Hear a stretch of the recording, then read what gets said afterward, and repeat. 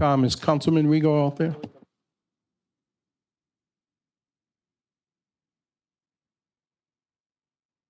Take your time, Frank.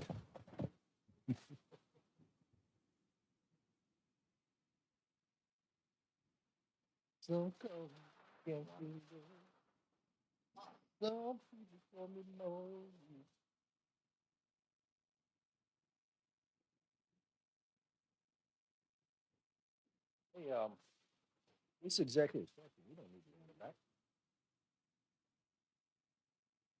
Just updating, yeah, no, it's just updating the holidays. Brown gave us a float one time. DJ does. One of my, well, we could use it as an extra day off. One of my coworkers, one of me, you know,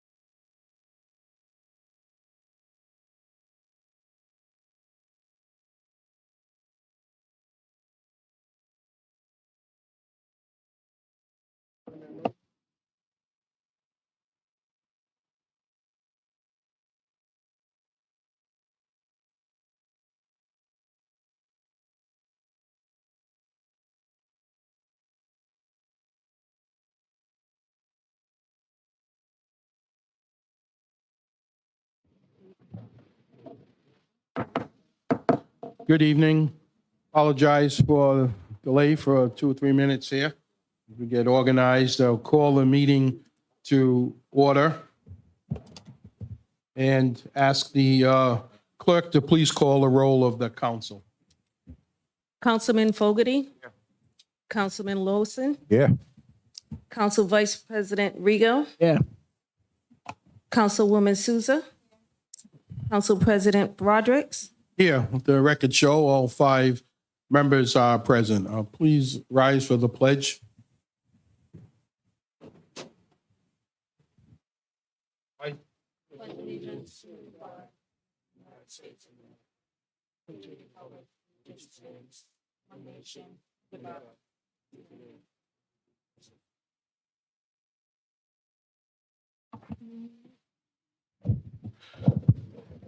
We could, while we still remain seated, just a moment to reflect on a special educator who passed away yesterday. Those of you will recall Mr. J. Michael Rock, who was a teacher, a special ed teacher, a coach involved in the system, and rose to become the director of special services for East Providence and passed away. So our thoughts are with good old Mike, and we send our best to his family. Thank you all. Madam Clerk, if you could please read the first item.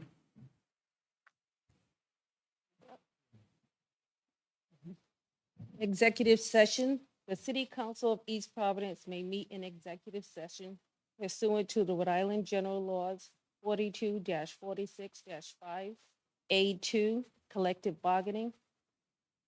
Members of the council, we can just stay right here tonight. There is no need to go into the executive session. This is a minor language change in a contract that is still being negotiated, so it's just a logistical change in one section, which the solicitor will explain to us. Thank you, Council President.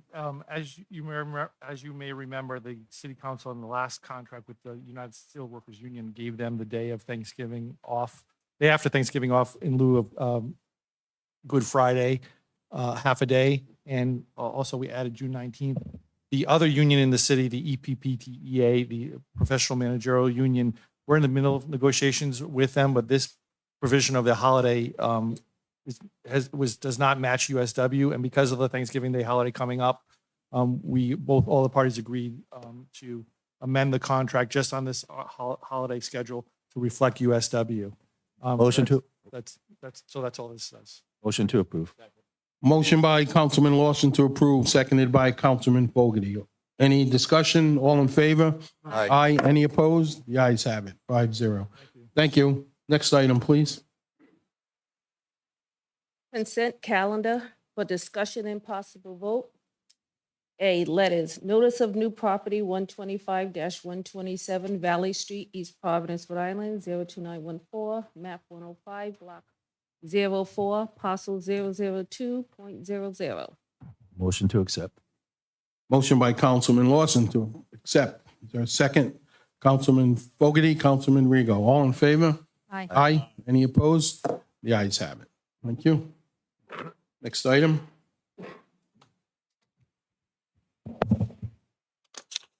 Council members, council request update on all ARPA funded projects. Discussion, Councilman Lawson.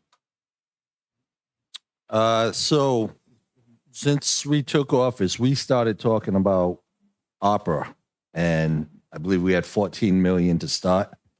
There was a difference between us and the administration, but we funded a bunch of projects, and a lot of them are coming to fruition. So just need an update because we got about a month, and it looks like there's going to be some extra funds, and we're either going to return some of it to the feds or we're going to find a place for it. So I put this on about a month. I should have been more exact of what I was looking for, which was how much money is left. Not so much an update on every single, but it just a rough idea if there's going to be money left over, how much, and then we could discuss how to allocate that funding. Good evening, Council Thanks. President and council members. Councilman Lawson, and thank you. I've been providing updates on the actual project, but I believe a meeting before last, Council Vice President asked for the finances. So I will be able to send this to you digitally as well. I do have hard copies that includes all the different categories. It breaks it down by project. It also breaks it down by funding amount, what's been allocated, open POs. It's very in depth. So I'll provide that for the council's review. Okay, thank you. And I don't think we need to discuss it tonight because I'd like some time to look it over. Yeah, well said. I do have something to add. As you talked about, Councilman Lawson, that there's one addition, well, I should say there's a couple additions to it, and it's with money left over, and you'll see it under city park improvements. It's for the Lyle Bond Playground, Glenline Playground, and the Kimberly Ann Rock program.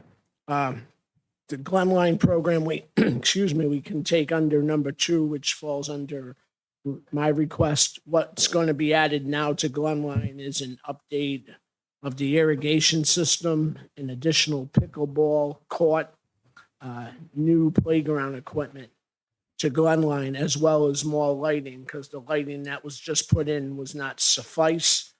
Up at the Lyle Bourne playground, it's going to be 3 additional pickleball courts, doing the basketball court, as well as new playground equipment for children at the ages of 6 months to 12 years old. And at Kimberly Ann Rock, all 3 fields will be updated. Will have new backstops put in. Those are over 40 years old. And also the conversion of the Aldridge Field will become a combination of a Little League field and the new 50-70 fields that are becoming more popular. We're the only major city in the state of Rhode Island that doesn't have a 50-70 field. So this will help us be competitive in baseball by adding that field to become a 50-70 field. Thank you, Vice President, for pushing for those items. At this time, if there is no objection, I would like to move up the item on page 4 under continued business.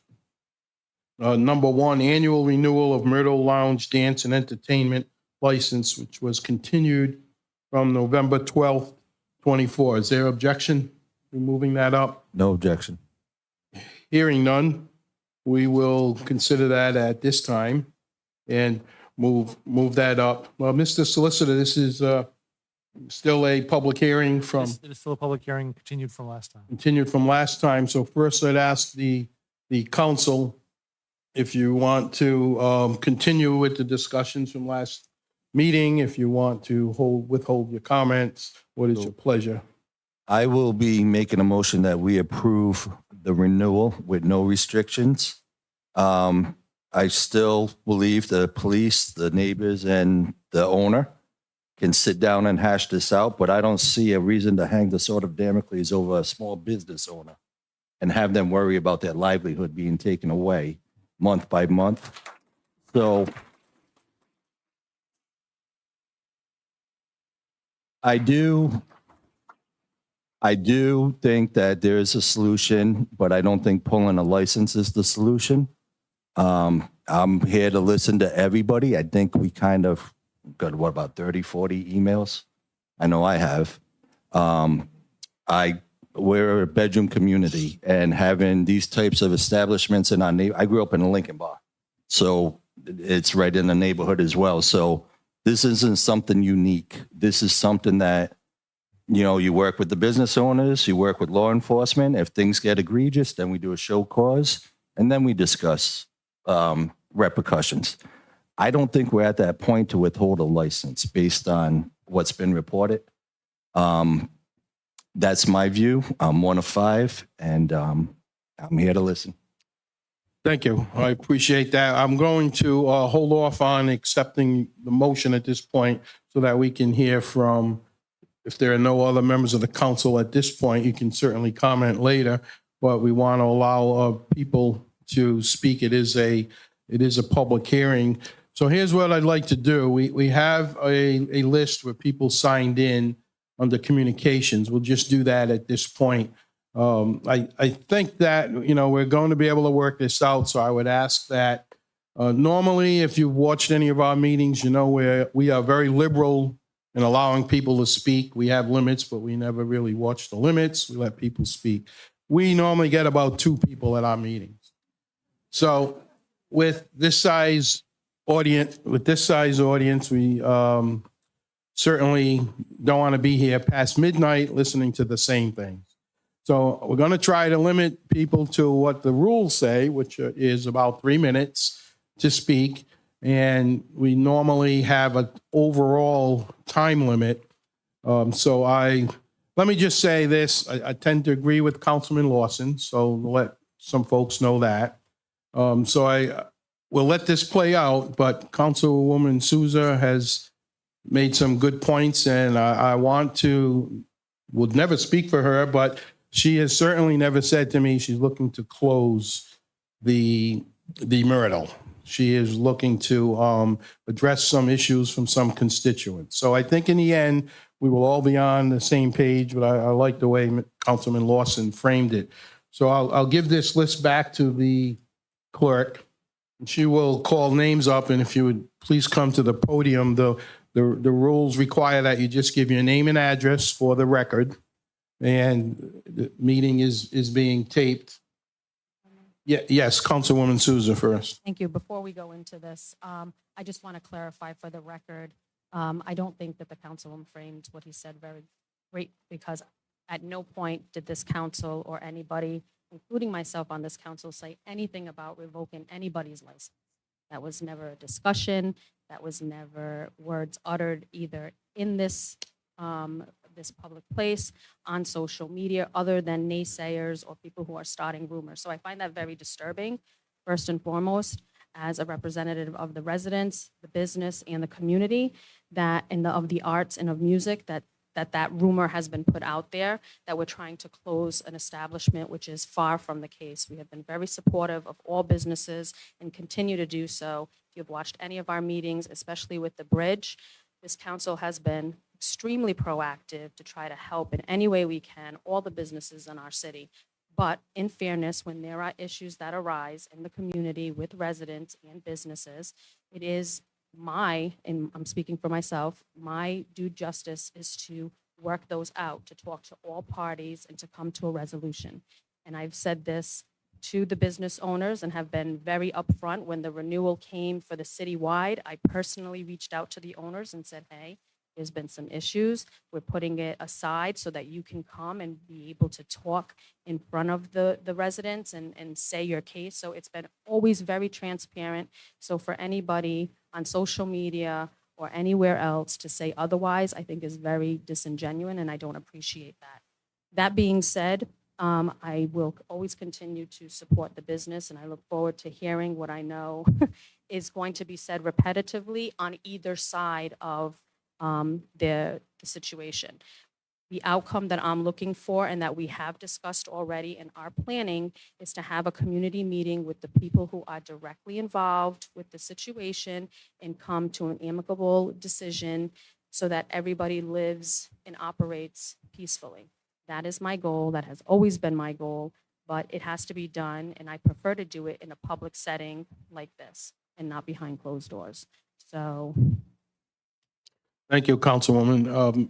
Madam Clerk, if we could please call the first person. Stephen Rodriguez.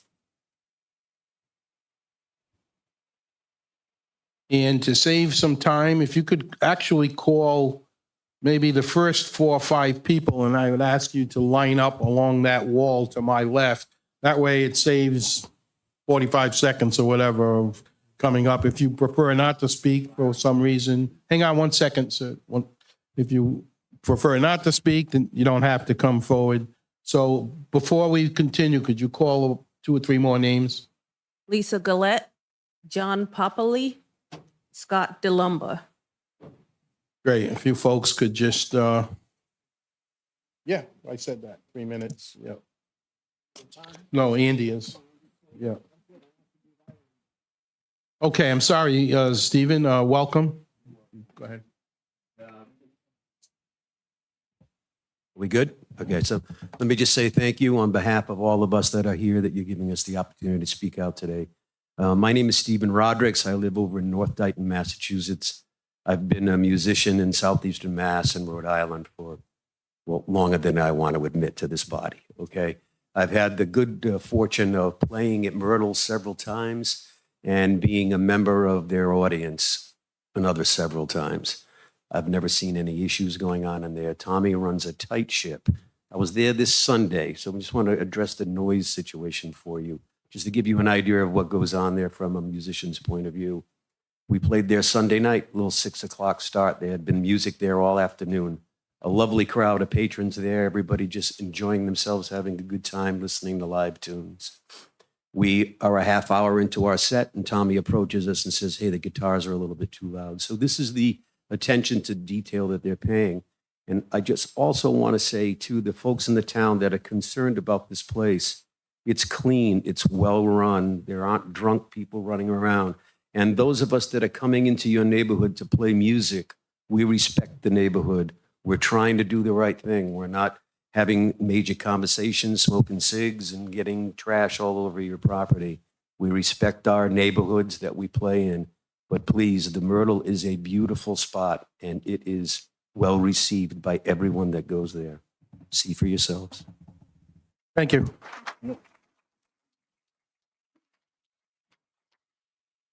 Just give your name and address for the record. I am Lisa Gallant. I live on 39 Harlem Street. And I am also a musician in the community. I live playing a couple of bands. We've played at the Myrtle a couple times. But I'm also a patron of the Myrtle. I love it because of the diversity of all the different types of entertainment they have. Last week, I saw a great jazz band. Yesterday, there was this fantastic fundraiser for hurricane relief for North Carolina, and everyone came together, and it was a beautiful thing. People dancing and just having a good time. And I really didn't see anything, there was nothing from my point of view that was controversial or anything. It was a wonderful experience, and I hope that, there can be a solution to appease everyone in the neighborhood, because I don't live right in the neighborhood, but, I understand that, but hopefully everything can work out. Thank you.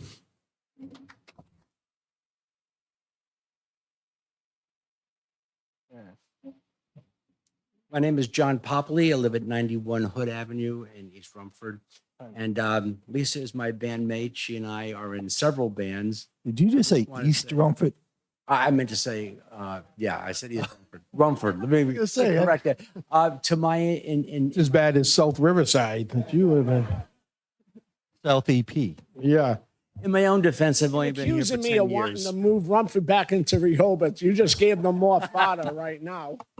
Well, let me start by saying I just want to commend the council. This is a very level-headed, sane way of handling things. I really appreciate the fact that you're doing it in a public forum to give everyone who both agrees and disagrees an opportunity to state their thoughts on it. As a musician, let me just say that I'm going to reiterate something that the first speaker said. The sound control in this place is remarkable. Having played in places where I have to close my ears or leave the place because it's so darn loud, Tommy does a great job of mixing the sound. He controls what the audience hears, and it's not random, and it's not just up to the band. So bands are respectful, but sometimes if they aren't, you need somebody who's in that position, and he is, and he does the job.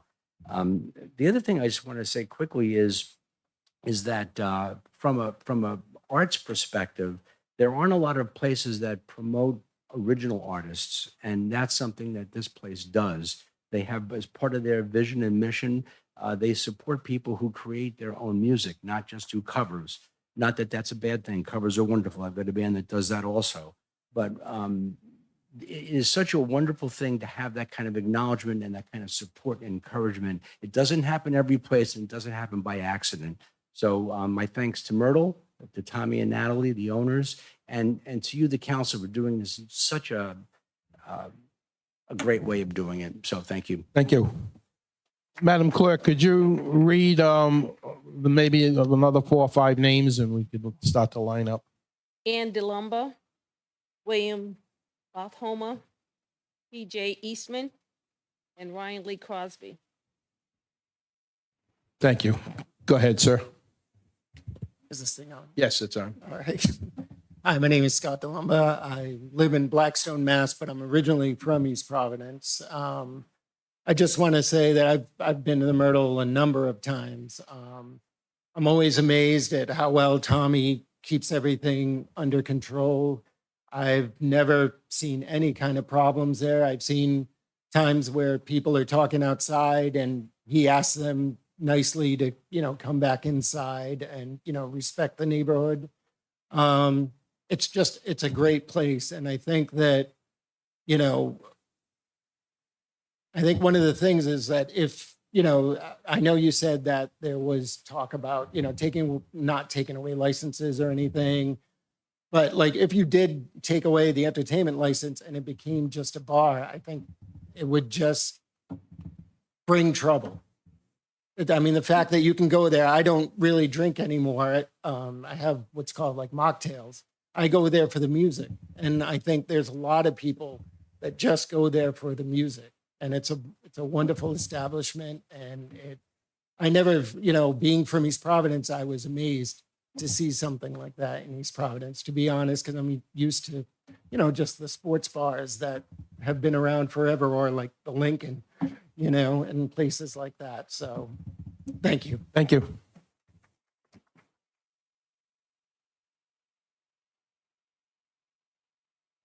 Welcome.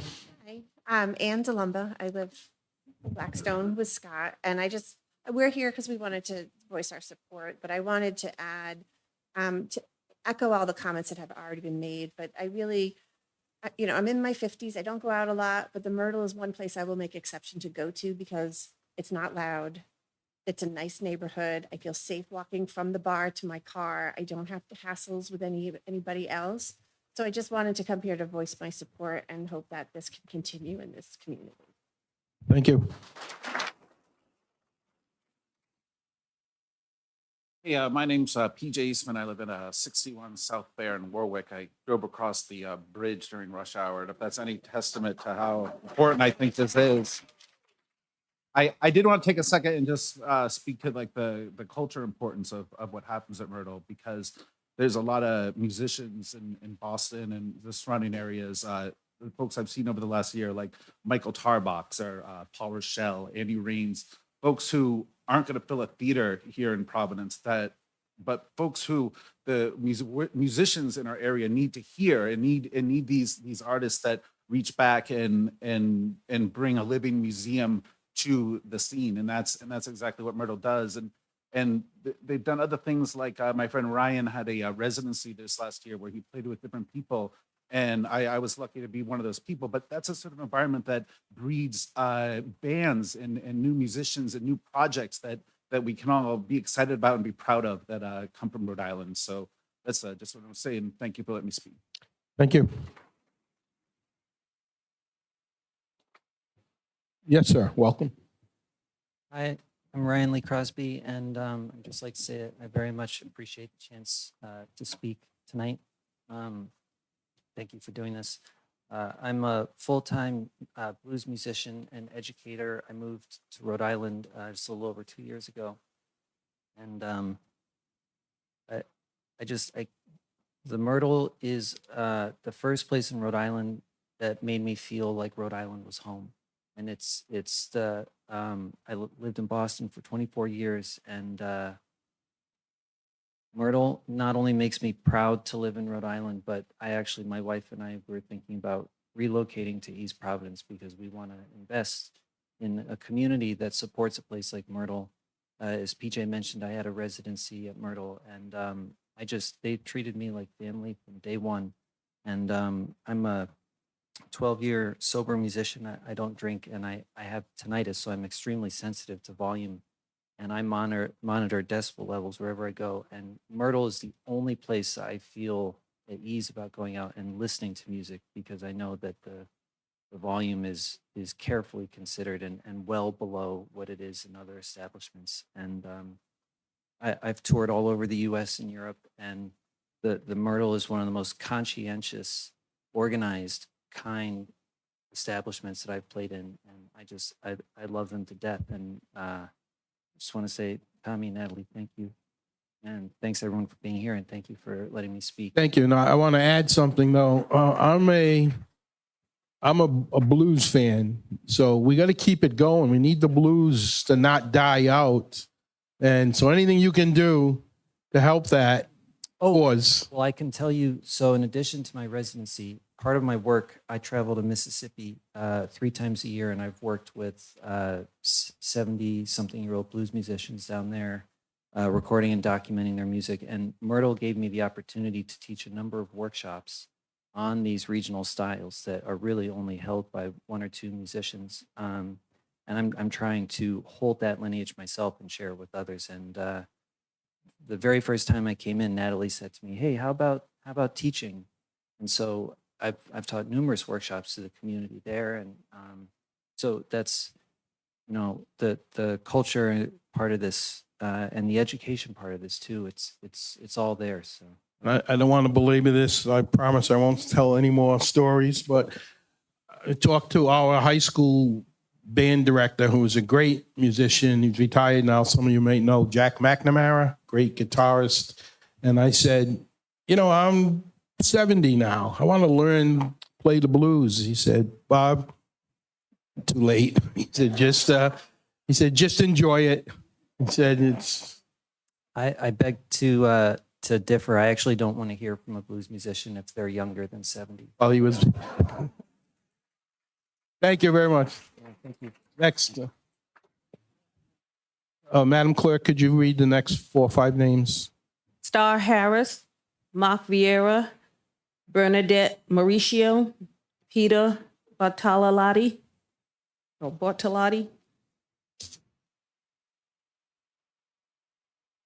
Madam Counselor, Counselors. Thank you. Welcome. Bill Bartholomew, 669 Elmwood Avenue in Providence.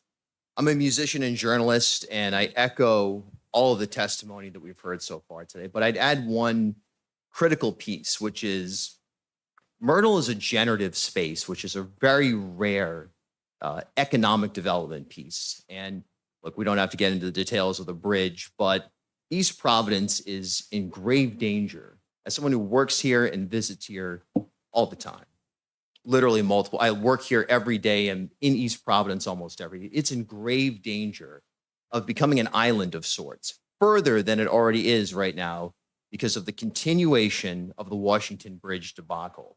Myrtle is not only a generative space for East Providence, but it is a rare magnet bringing people into the community who are willing to deal with the traffic and other nuisances that the Washington Bridge has caused. So I would implore, in consideration of this renewal, to consider the fact that economic development is thriving because of Myrtle, notwithstanding a constituent issue which should be addressed, but the much greater picture extends well beyond this beautiful venue. Thanks. Thank you.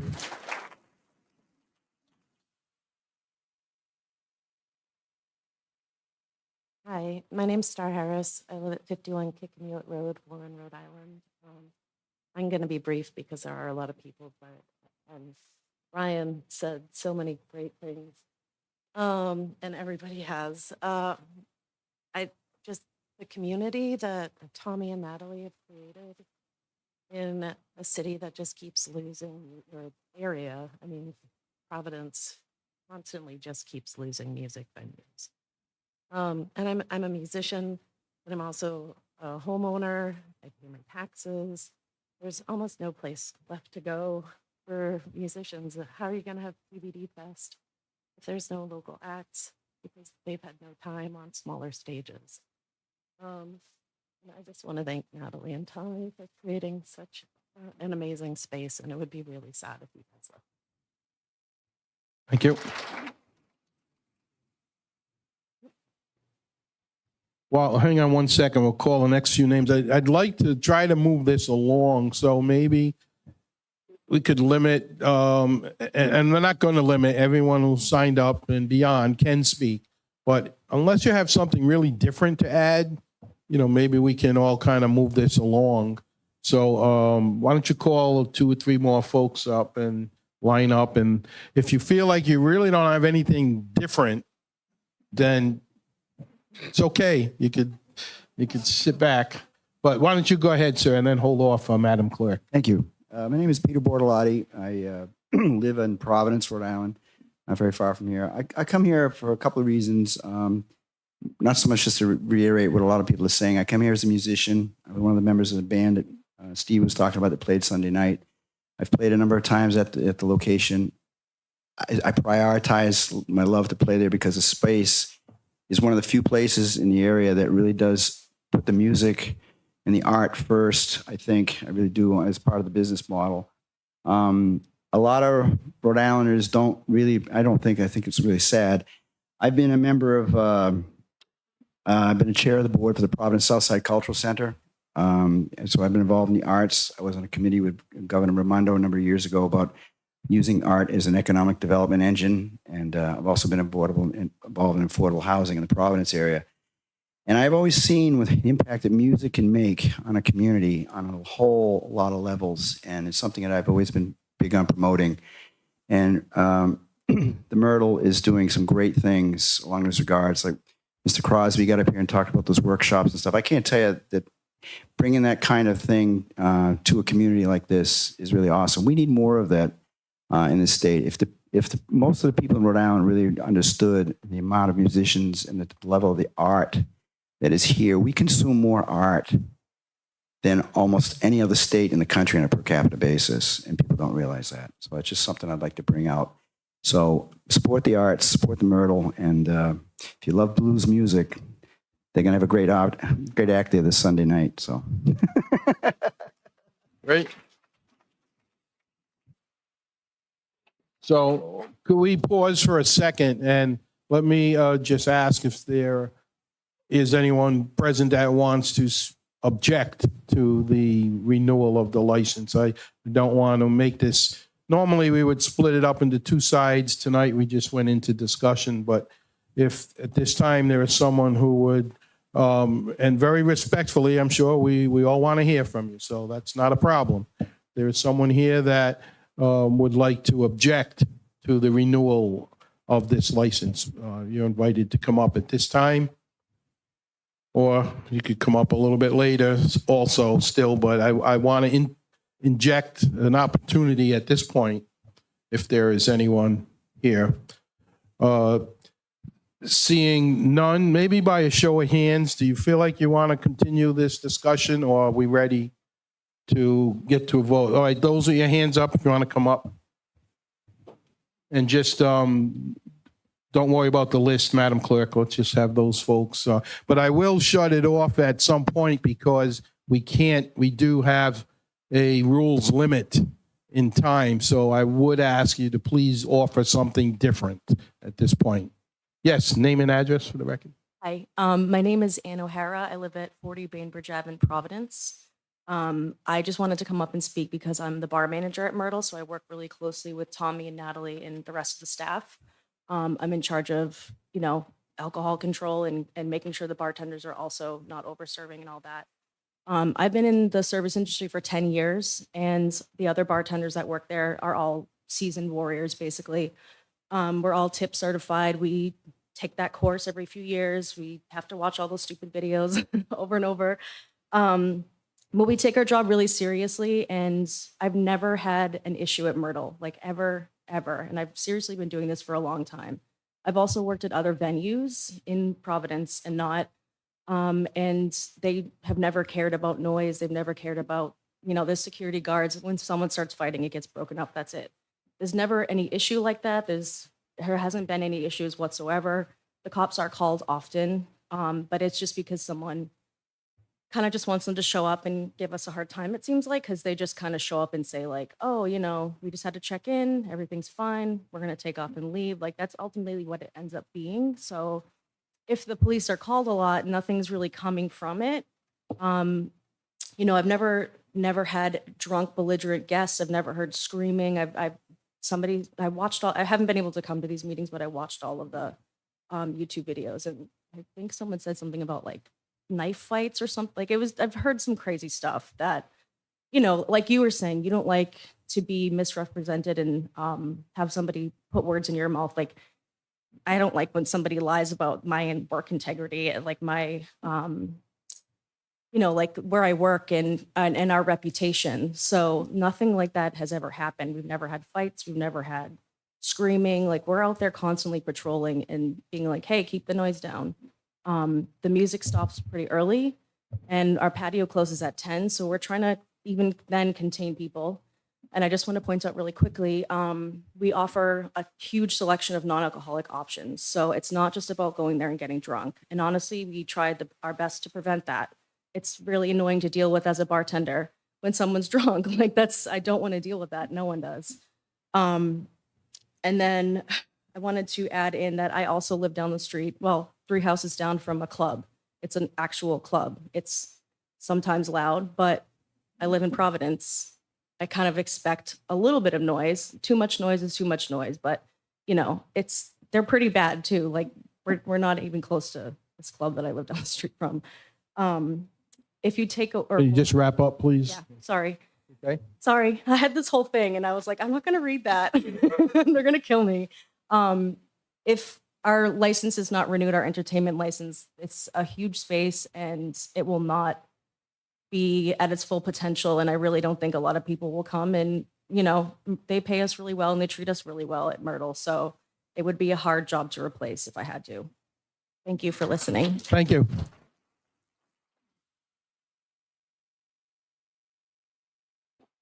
Hello, my Welcome. name is Glenn Wers. I live at 138 Ivy Street, so I'm right next door. Like my bedroom window, I can see their front door.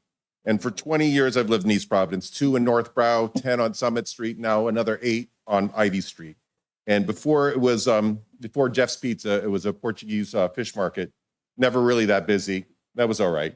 And then across the street was Tool Crib. No one was ever coming in. Now, in the couple of years now, I have 2 small businesses that are across the street, like right by my house. And now I see people coming in and out of Jeff's all the time. I see people coming in and out of Myrtle all the time, going from Jeff's to Myrtle, going from Myrtle to Jeff's. So you have 2 small businesses that before there was no business, there was nobody there. So it adds like a vibrancy to my neighborhood. And with the noise, I accept the noise because I live in the city of East Providence. I don't live in a little rural town. It's called the city of East Providence. And Waterman Street itself is a very busy road. So all times of the day or night on my bedroom, I hear 18-wheeler trucks and the big petroleum trucks coming up and down Waterman Street. So it's just a normal course of events to have a little bit of noise on Waterman. And I don't think that pulling their license or closing them would do any kind of resolution, but, detract us from having a good cultural thing like that. Thank you.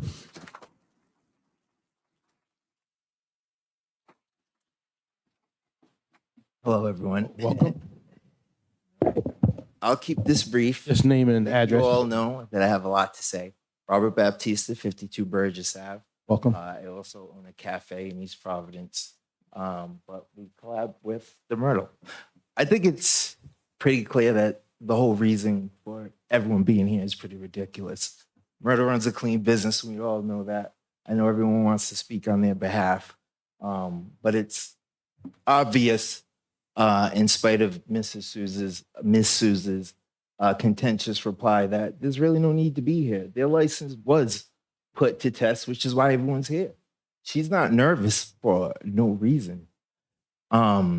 I was really hoping that the people driving this complaint, because it's really only a couple people, okay, stuck around, but they didn't have the stomach for it, okay? I'm an East Providence resident, and I'm glad that I'm following a townie who gets it, okay? I grew up here. I'm from here. I have a business here. I owned a home here. I still live here, all right? To follow up his comment about being on Waterman Ave, yes, there should be some level of realistic expectation that there's going to be some noise. The city is actively putting money into Waterman Ave, Broadway, Warren Ave, Taunton Ave, to get businesses like the Myrtle to come and stay. I grew up here when there were nothing but boarded up businesses on Taunton Ave, Warren Ave, and there's still a bunch on Warren Ave in Ward 2 that I would much prefer that they spent their time addressing than the people who turned the Tool Crib, which was an absolute mess. If you're from East Providence, remember what that looked like. Raise your hands. To see what they have done to that space now is a gem to this city, okay? It brings people over this bridge. And as somebody who's being impacted not only by that bridge, but the very decisions of this council here, I need a business like this to bring people to East Providence, to make people want to stay in East Providence. Because sometimes this old school mindset that those people have that don't have a realistic expectation of where they live, that the city is going to be changing. I wanted quiet. I lived in Rumford. Now I live off of Burgess Ave, where it's a little bit busier. Guess what? My level of expectation to quiet, like the person before me said, is more realistic. All right. So my main problem is that. Can you wrap up, Robert? I will wrap it up. Okay. Really quick, Rick, I found you to be a little bit confrontational in your approach, but you're very fair and you asked the solid questions. Frank, you're the only person who reached out to me. Bob, I think you do a good job of keeping everybody in order, along with Mike, about not sticking their foot in their mouth. As far as the other two council people, I've seen them target Rumford Motor Inn, Myrtle, and now, since I've had my run-in with them, had the police called on me 6 times. I just want to reiterate that having the police called on you versus it being a legitimate reason are 2 different things. And this council has used a record of police calls and resident complaints, 1 or 2, and they didn't even stick around to line up a case where you have to come here and support and speak all these words. How is that going to look to anyone outside of the city why they would want to do business here? And it's not the city of East Providence, because the mayor, great job promoting business. City clerk's office, great job. Mike, I've had my differences, not run-ins with you, but they do a great job. I have had the police called on me. The police have told me on several occasions, we don't even think we need to be here. But a city council member called the police. So that's documented. So I just want to say I appreciate that all of you are here to support them. I would encourage you to continue to keep coming to these city council meetings, because I am that 1 or 2 people who's here every single time. They're talking about me. So I see all of this going on, and I see what they did to Rumford Motor Inn, who is now put it up for sale, what they're doing to her. Also, I questioning her business plan. That's, time is up. Thanks. Thanks, Robert. Have a great night. Mr. President, Yeah. Hold on 1 second. before the next person talks, I am very pro-business. I am the councilman in Ward 1. Rumford Motor Inn was targeted not just by me, by the council before. So I'm going to bring a little history to it. There's a whole difference between the Myrtle and its support small businesses, as Mr. Rosa can see and everything like that. Rumford Motor Inn has been a bone of contention for every council for the last 20 years. There's no comparison to the Myrtle and Rumford Motor Inn. Would you want to be living in a neighborhood where there's drug dealings going on, where there's police involvement, where there's been a police officer was almost killed in a confrontation with a resident? It's on video. Channel 10 has it. The police officer was being pulled out. I didn't target them. This was targeted long before. Mr. Keel, Mr. Sprague lived right by. The police, they were robbing houses, armed robbery from there. Prostitution. Whole different story. This has been going on for councils. So to single me out is wrong. You are correct in all of that. Yeah, so why so- is the Robert, Myrtle being treated? You're out of the same order, way? Robert. Why is no, you're out of order? Why? The approach has been the same. No, it hasn't Robert, been all the right. same. Councilman, you made your point too. It's totally different. We have people that I'm want. just finishing up. It's totally different because the residents of Rumford, would you like that? The Myrtle doesn't have syringes at TD Bank. You hear from the manager, TD Bank. They don't have people walking in the neighborhoods with bathrobes on. So to attack me, you're attacking the people of Ward 1. So totally different, totally different. I'm the most pro-business person, pro-business, pro-music that there is. So to single me out and talking about the Rumford Motor Inn, that was started long before the police started that. So I'm just letting the record be straight that what you said was semi-fabrication, but I respect your words. Thank you and have a good evening. Thank you, Council Vice President. Nobody's attacking the Myrtle or trying to get the Myrtle out of business.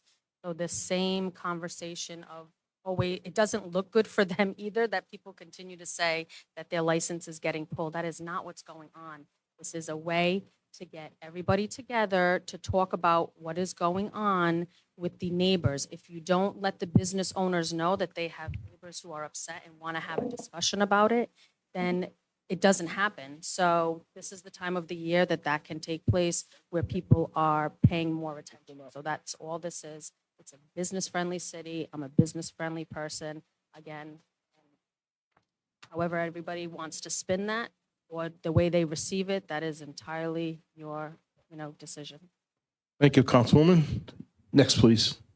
Hi, my name's Ben Levin. I live in West Warwick. I've been to a lot of concerts and a lot of venues for my whole adult life. And one thing that's really hard to find is a venue that people would want to go to see local music, just to find out who's playing. Or they don't necessarily know any of the bands that are playing there, but they want to just be in that environment. It's very rare for there to be a venue that attracts that kind of interest and curiosity. But the Myrtle is that venue. It's one of the only ones I can think of in the whole country. And there's three main reasons for that. One is that, as has been mentioned, the sound system's really good. They can control the sound from any point in the room. So the mix is actually correct no matter where you're sitting. Two, you can sit. There's seating all over the place, so it's a relaxing place to see music. And number three, if my wife goes there to a late show or whatever, I know that when she's in that space, she's safe, and I know I'm safe when I'm there too. And it's not because of the neighborhood or anything. I'm actually just talking about when you're in there. The neighborhood's nice. I'm just talking about when you're in there, the environment and the mood of the place is just a really peaceful place, the way music should be. And the music isn't just a means to sell alcohol as it is in so many other venues. It's clearly the focus of the space. So I just wanted to add that. Thank you, sir.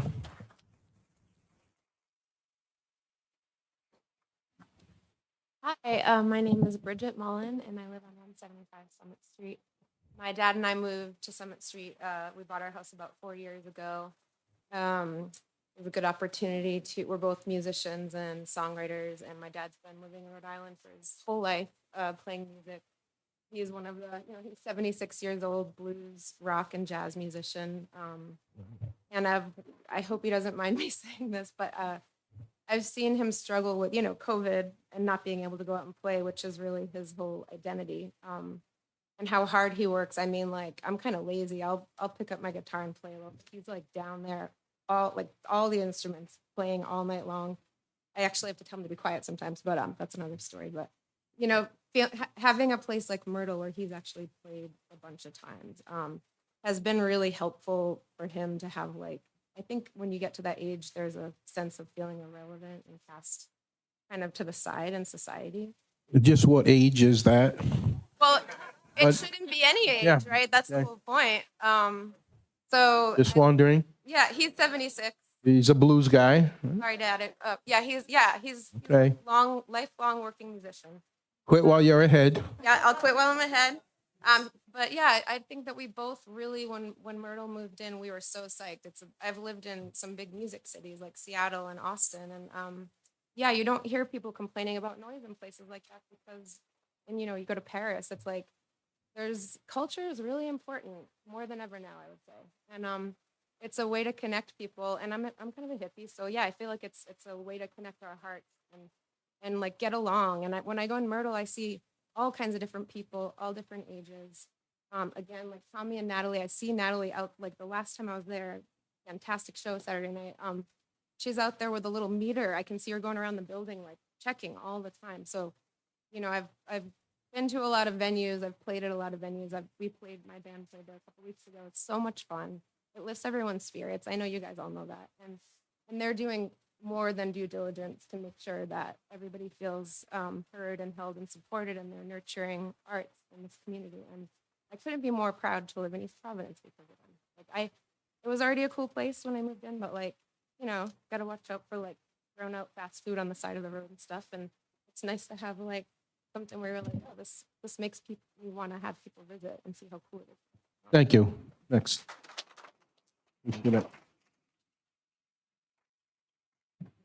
Yes, sir. Over 70, blues musician. All right. Thank you. Name and address. Mark Miloff, and in Westport. Although I lived in the Jewelry District for 15 years where there were clubs that were not like the Myrtle. The Myrtle is an anomaly. It's a glowing institution. Tommy and Natalie are just such unusual people. And just the testament that all of these local people play there. You know, they're open. There are clubs in the area where if you're local, you're not going to be playing. So they're serving the community in that way. And it supports the arts in a way that communities would just love, other communities would love to have the Myrtle. And we are so lucky to have it. That's it. Thank you. Thank you, sir.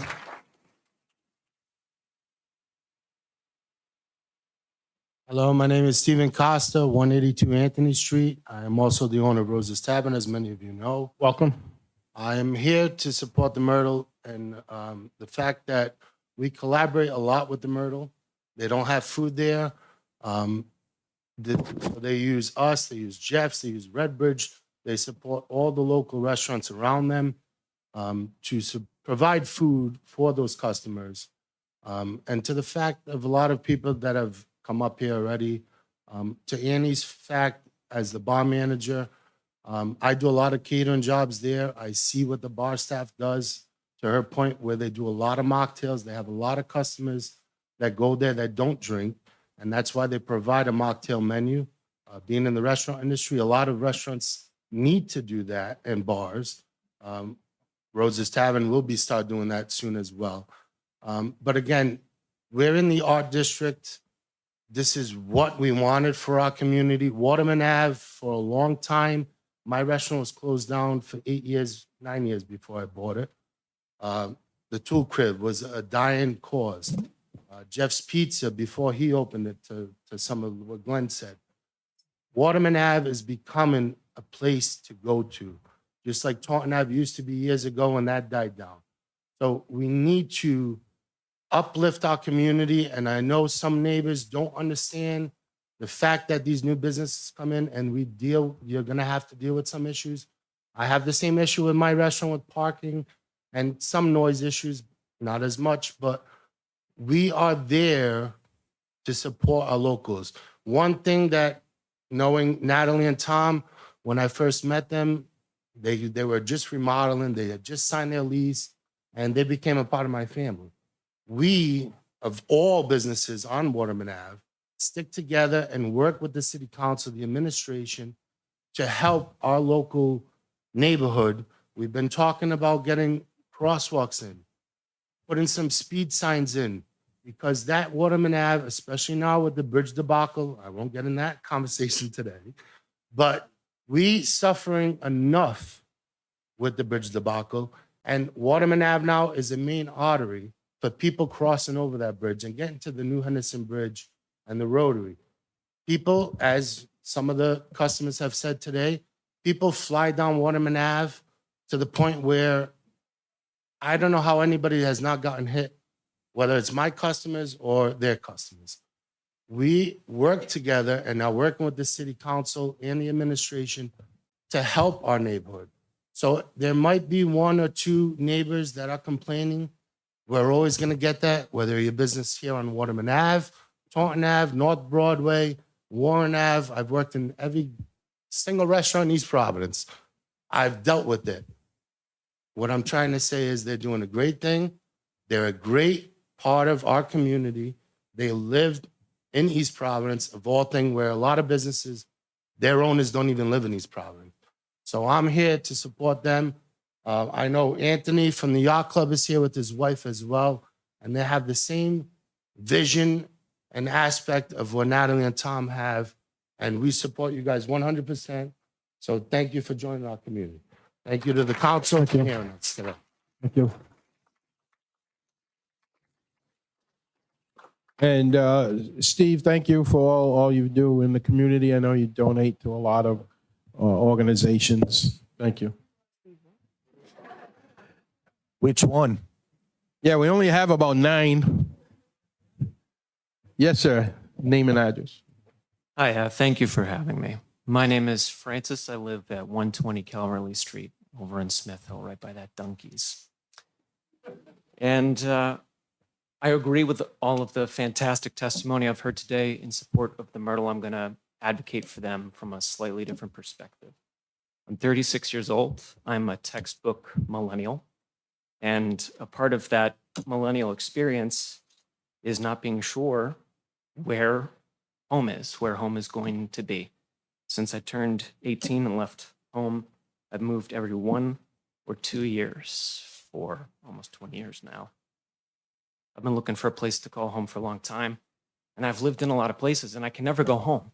The house I grew up in, my parents bought it for $100 grand, and they sold it a while ago, and now it's worth $1 million. I'll never get back in. So I've been moving around thanks to my job, living in all kinds of communities. I've lived in communities that are dying, where they have empty houses and full bars. I've lived in communities that are dull and futureless, where all anyone talks about is how quick they can get out of them. And I've lived in hyper gentrified cities where I didn't feel like a neighbor, I felt like a customer, and I was paying for everything. And I landed in Rhode Island, and I love it here. And I love it here because Rhode Island has something special, and it's a genuine sense of community. I don't want to live in a town where I get up in the morning and I drive to a job where I take flack from my boss all day, and I drive home and I lay in bed and stare at the ceiling and worry about the future. I want to live in a community, and that can't happen at home. It can't happen at work. It has to happen in these third spaces. And the Myrtle is that space. The Myrtle is a place where locals can meet people traveling through. They can connect with artists and musicians, as we have heard. They can meet local vendors. They can bring their family and their friends, do business, make memories, share time together. And it's for everybody. It's not for 1 or 2 people living 1 or 2 kinds of lives with 1 or 2 complaints. It's for everybody to come together and make the place we live feel like home. So the Myrtle is very important to me. I had one of the most important nights of my life there. They supported me, and they went above and beyond supporting me, raising money for a domestic violence organization that helped me as a survivor of domestic violence. I'm really grateful to them. They do so much for the community. I bought some of my favorite clothes from their vendors there. I've had some tasty alcoholic and non-alcoholic drinks there. It's a lovely venue, and it would be a tragedy to lose it. And for the last 20 years, I've been asking myself every year or two, where do I want to live? And the Myrtle is the kind of place that answers that question for me.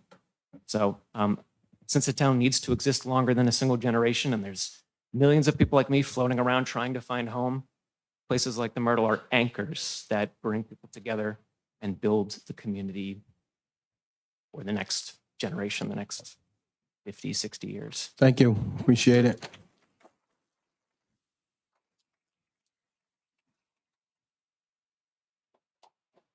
Hello, and thank you so much for allowing me to speak. My name's Michael Samos. I'm at 34 John Street, right up the road here. I bought my house 6 years ago.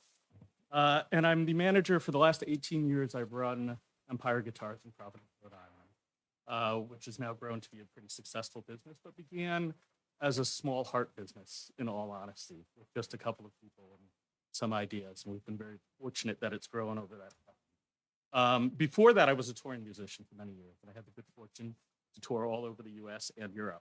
So I've been in a lot of venues and a lot of bars. I won't spend a lot of time telling you how special Myrtle is. Lots of people have spoken to that already. It is a rare thing. And as a resident in this city, I think that Myrtle is a big promoter of the arts for us. I think arts is good business. I think it's something that as a resident here, I want to see it in our city. I do think that it's admirable the way that the council has approached this. I have empathy, certainly, for the residents who are having issues. I think that a sit-down approach is great. I just wanted to add that I understand that Myrtle itself is a heart business, that it's not the sort of thing, these venues are not the sort of thing you enter into to make a lot of money. You do it because you have passion and a love. And I think that place exudes that passion and love. I'd just like to make sure that as everyone sits down and tries to hash this out amicably with the neighbors, that no undue financial burden put onto Myrtle in order to make that happen. Because I think it would be a concern of mine that some sort of proceedings out of that would have a real financial impact that might close the business. So thank you for your time. Thank you.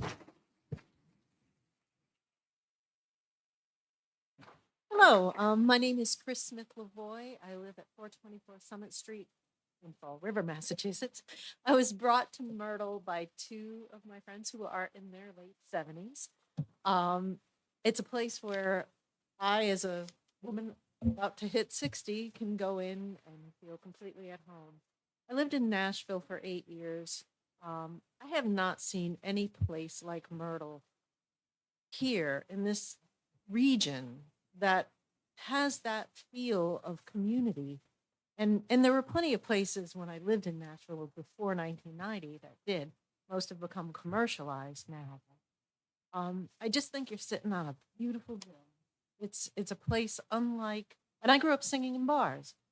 And I've only been to Myrtle twice, and I got food at the Redbridge Tavern. And I just think it's a really special place, and I hope that some type of agreement can be reached. Thank you for letting me. Thank you for coming.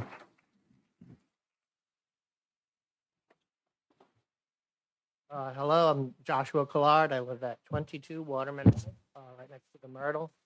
I've lived there for over 22 years now, and the Myrtle's brought something to the community that's magical. It's made the community so much livelier, and it just brings people together. And a lot of people have testified on that. But I also want to just make a comment more about the city of East Providence as a whole. That just remember that what you guys are going to do with this business can reflect on how friendly of a business community we're trying to make it over here. So just remember that what you guys do when you're having this hearing, people are going to go on Facebook. People are going to get on social media and talk about it, and you can negatively or positively affect them. Thank you for your time. Thank you. Now, you got to be a blues man. Sometimes there's a bit of blues in there.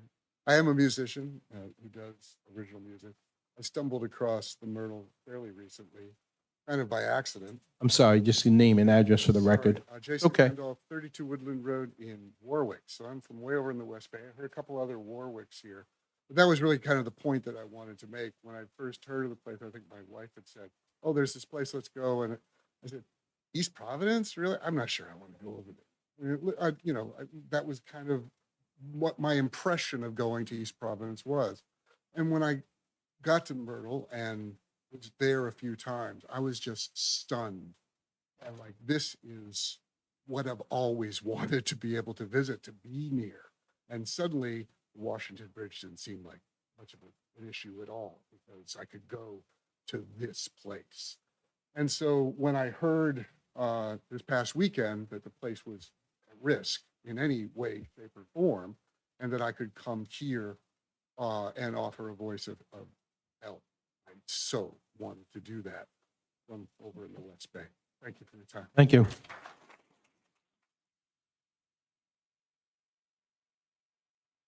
So we'll probably wrap this up with your comments. Natalie Van Landingham, representing Myrtle at 134 Waterman. I just wanted to thank the City Council for allowing everyone to come up and speak, and for all of our lovely supporters. I'm not going to cry, I promise, but it's really nice to hear the way that our business has impacted the community. I did want to say that I do look forward to continuing the conversations with Councilman Souza and our neighbors who are having complaints. We really do care about that, and we really do want to fix it. And I sent you a message today kind of telling you the things that I've been doing thus far, and I believe that we'll get a meeting on the docket really quickly. I think we were talking the first week in December. But I do want to let everyone here know that we have had a lot of support from the City of East Providence and the City Council. And I constantly, in any interview I do for the Globe, for whatever, I do always want to let people know that this is a good place to come and live and work. And I hope that we can keep working together. Thank you. Thank you.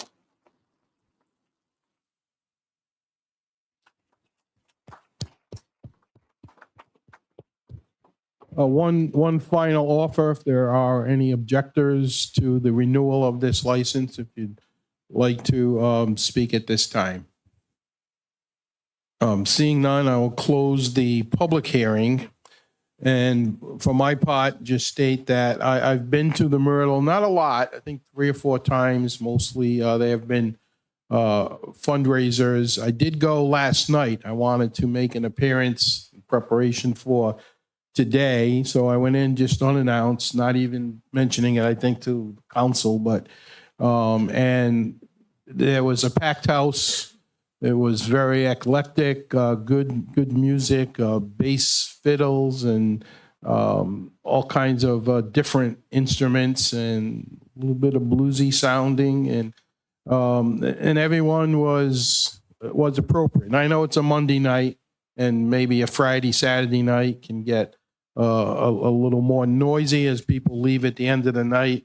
So we're working on that. I did talk with the police chief today. He's working with Councilwoman Souza and all of us, and has talked with Natalie and has said that they are already scheduling meetings, and the councilwoman will conduct more community meetings. So we're going to do everything we can. I think a good thing coming from tonight is we're hearing a lot of nice stuff about East Providence, and that's a good thing to hear. And we just have to convince Councilman Lawson Riverside is part of East Providence. We have a sectional thing going here: Rumford, Riverside, Kent Heights, Phillipsdale. It's East Providence, and we welcome those of you tonight who don't live here and get to see a little piece of this. So with that, Councilwoman, do you want to add anything before I call for a motion? Or I think there's a motion on the table. There was, but I hadn't accepted it as a motion yet. So if you want to say something now. Yeah, so just kind of to wrap up the sentiment, there is a meeting planned for the first week. The residents who are directly involved are aware. The business owners are aware, so we will be having that discussion. Just to be clear, none of those who have been complaining, either through emails, phone calls, the police, none of them want the business to close. They enjoy the business there. They're just looking for some collaboration with the business. And I know it could be hard for people who are just visiting it frequently, but living there, it could be a different perspective. And we all know that we all have different perspectives on all different things: noise, sound. Just in a conversation, me saying what I'm saying, everybody in this room can take it differently. So again, it's our due diligence to be mindful, and it's an open table discussion. Never was it to not renew a business. The city has invested a lot of time and money into the Myrtle with supporting them opening up their business. That's why the business is located where it was, because we knew it was going to be great and vibrant for that area. So we look to continue. We wouldn't put the effort that we have, nor would they have put the effort that they had if we did not want that business to be there. So that's certainly not the case. So I definitely want to debunk that. The residents don't want it to go away. The council doesn't want it to go away. We just have to have a discussion about what we can do to address the concerns. And that's what we're going to do on the first week of December, and we'll keep monitoring it moving forward. Thank you, Councilwoman. Councilman Lawson, would you like to state your motion, please? I make a motion that we renew the entertainment license with no restrictions. Second. Second by Council Vice President Rigo. Any further council discussion? Madam Clerk, would you? I do have one. All right, quickly. Thank you. Well, I'm not going to talk about the jazz. I'm more into You're younger new wave, than I am. yeah, new wave rock, a lot younger. So of the 5 sitting up here, I own 2 small businesses. One that was started 15 years ago, and I wanted to be in East Providence, but it was anti-business. So that business is located in Warwick. Second business now that we purchased is in East Providence. It's in Rumford.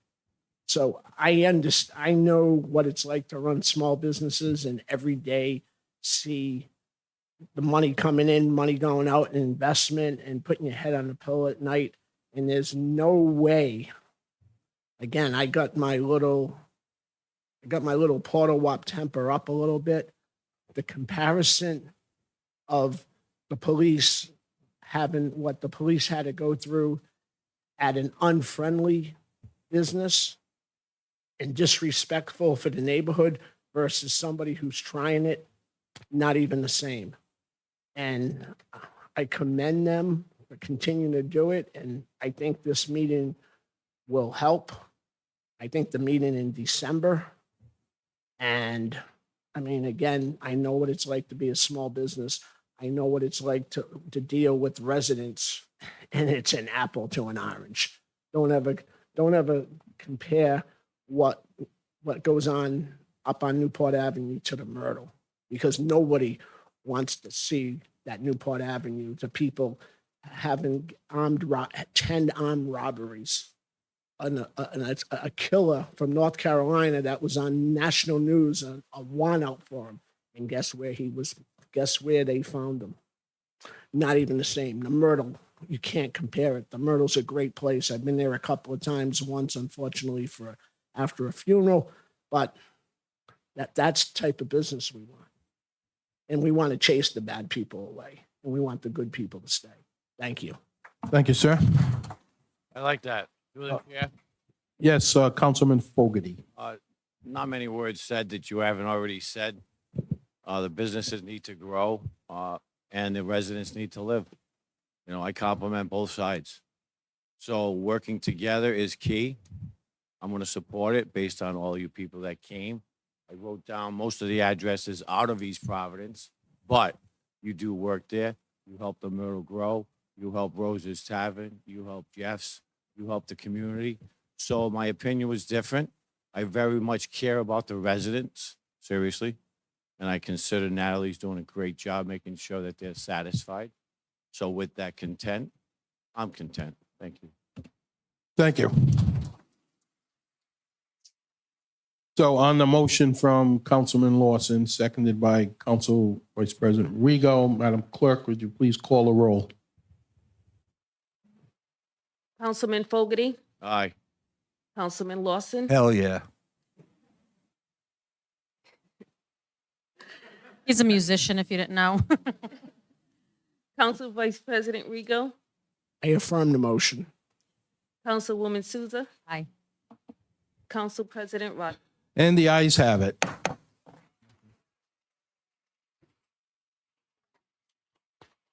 Can I just say, what makes a place special is the people. And you guys, you're amazing. You're amazing. In 2014, a city council member came up to me and said, "Hey, will you start an arts council? We're doing the comprehensive plan. And one thing that's been coming up is there's no one advocating for the arts." So my response was, what the hell is an arts council? But we created the East Providence Arts Council. And then we created the Loop, an award-winning arts festival. The city of East Providence in the last 10 years has been working hard to promote the arts as an economic driver, as a cultural thing, as a place that people want to be. And what better than the arts to drive people into a city? You want to live in a place that's cool. You want to be able to leave your front door and not travel a long way to see live music, to see art galleries and stuff. So this city is committed. And I just want to thank every single one of you, because you're the reason that it's showing us that the arts are going to survive in East Providence. And I promise you, we're going to work our butt off to support businesses that support the arts. So thank you. Thank you. Be proud. Go have a drink. No, I'm just a little disappointed we don't have any music in the background, because on the golf courses nowadays, they allow you to have background music every hole. So in the future meetings, if anyone would like to come and support us with music, I'd appreciate it. Sing the blues. Come on, Bob. Sing the blues. You are all welcome to stay here till midnight. I'll call a 5-minute recess while everyone leaves.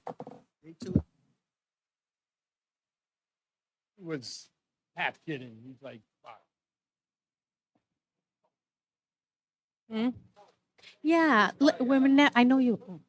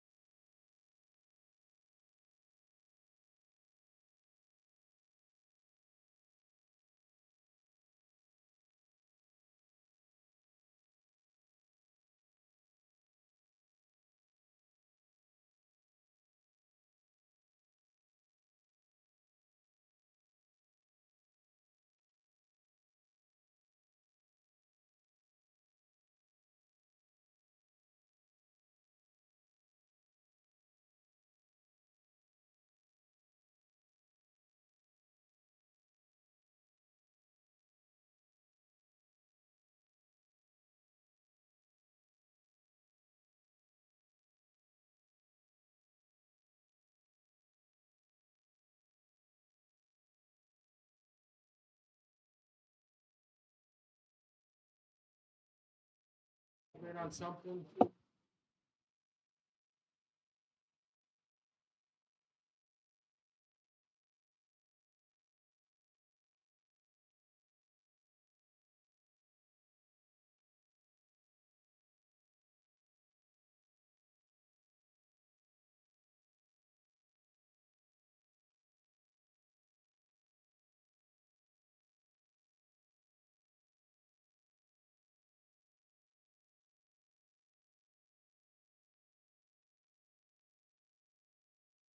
I'm covering the piece.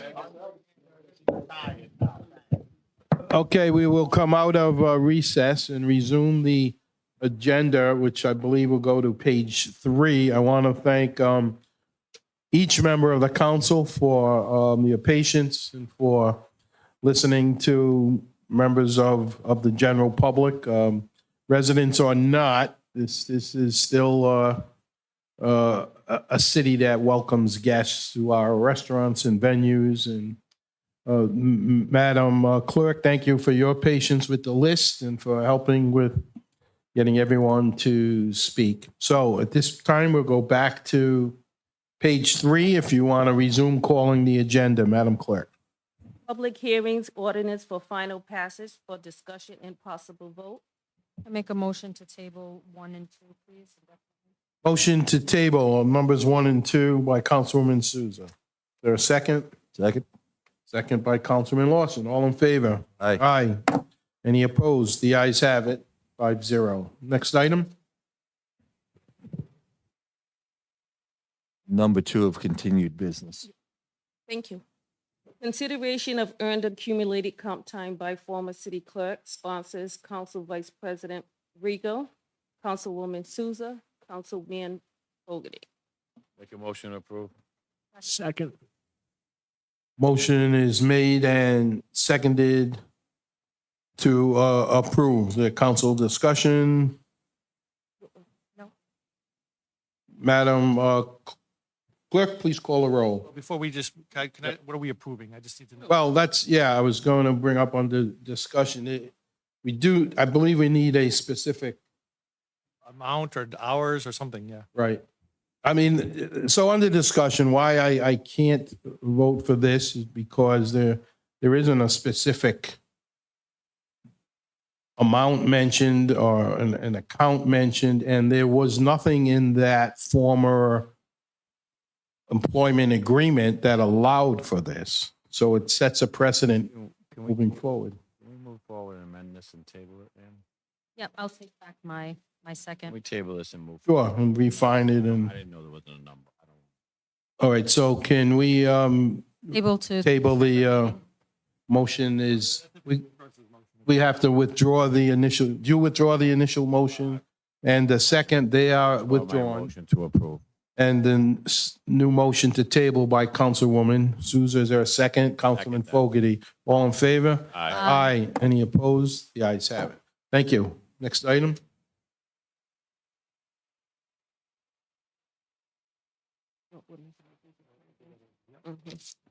New business. Resolutions for discussion and possible vote. Resolution authorizing the mayor to enter into a contract with W. Walsh Company for the cleaning and lining Phase 5 water system upgrade project. Sponsor Councilman Fogarty. Motion to approve. Thank you. Motion to approve by Councilwoman Souza, seconded by Councilman Fogarty. All in favor? Aye. Aye. Any opposed? The ayes have it. Next item.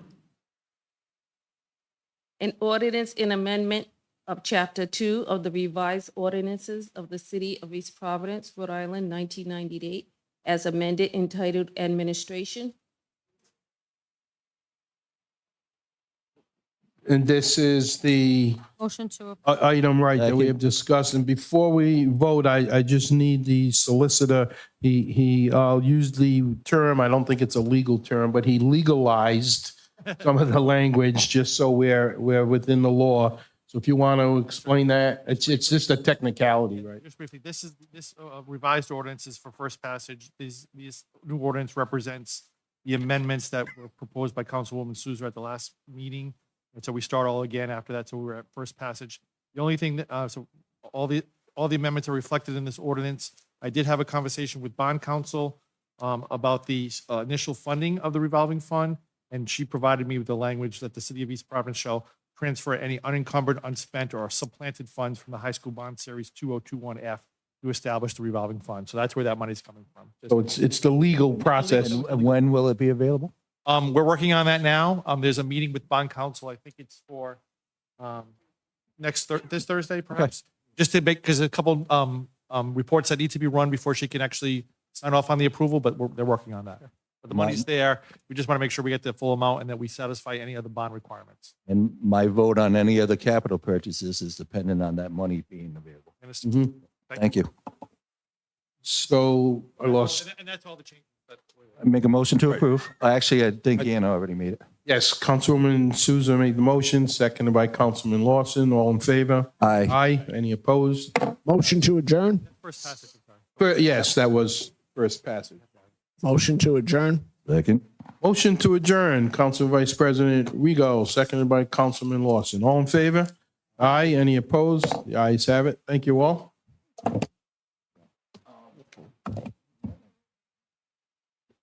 What's that? Yeah. And Tim Rock, yeah, we got it. That's right. That's why I shut down today before, yeah. Okay, good.